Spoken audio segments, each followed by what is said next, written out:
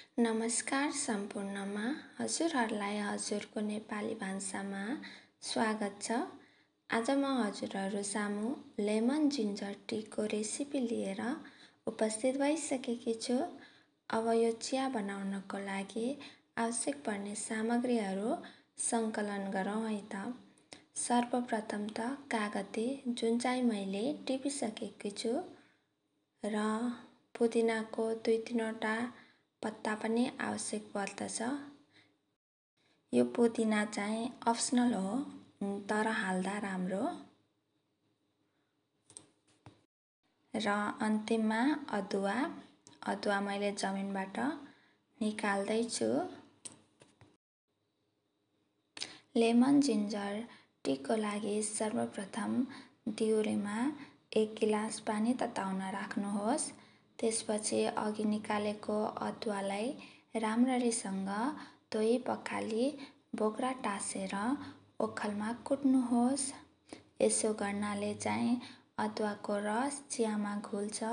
यो चियाले चाहिँ हजुरहरूको स्वास्थ्य, छाला र कपाललाई राम्रो बनाउन पनि मद्दत गर्दछ। मैले चाहिँ यहाँ अदुवा कुटेर पनि तयार पारिसकेकी छु। धेरै मसिनो पनि बनाउनु पर्दैन। अब यो अदुवाको पेस्ट सोही तातो पानीमा हाल्नुहोस्। अब चिया भनेपछि त चियापत्ती पनि चाहियो नि त, त्यसैले थोरै चियापत्ती पनि हाल्नुहोस्।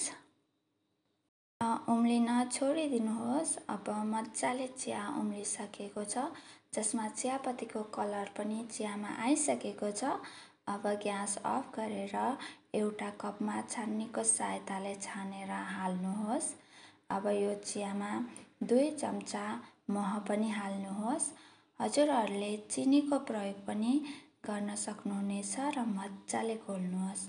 अब यत्तिको घोलिसकेपछि अघि टिपेर ल्याएको कागतीलाई धोई पखाली काटेर पनि निचोरेर उक्त चियामा हाल्नुहोस्। र अहिले चिसो बढ्न पनि लागेको छ, जसले गर्दा रुघाखोकीको सम्भावना बढ्छ, जसलाई यो चियाको सेवनले रुघाखोकी रोकथाम गर्न पनि मद्दत गर्दछ। र माथिबाट पुदिनाको मुन्टालाई पनि हाल्नुहोस्। हेर्नुहोस् त हाम्रो जिन्जर लेमन टी पनि बनेर तयार भयो। एकदमै सजिलो र घरकै कम सामग्रीहरूबाट हजुरहरूले यो चिया बनाउन सक्नुहुनेछ र फाइदा पनि अनेक छ। हजुरहरूले पनि यसरी नै बनाएर खानुहोला। हवस्, धन्यवाद।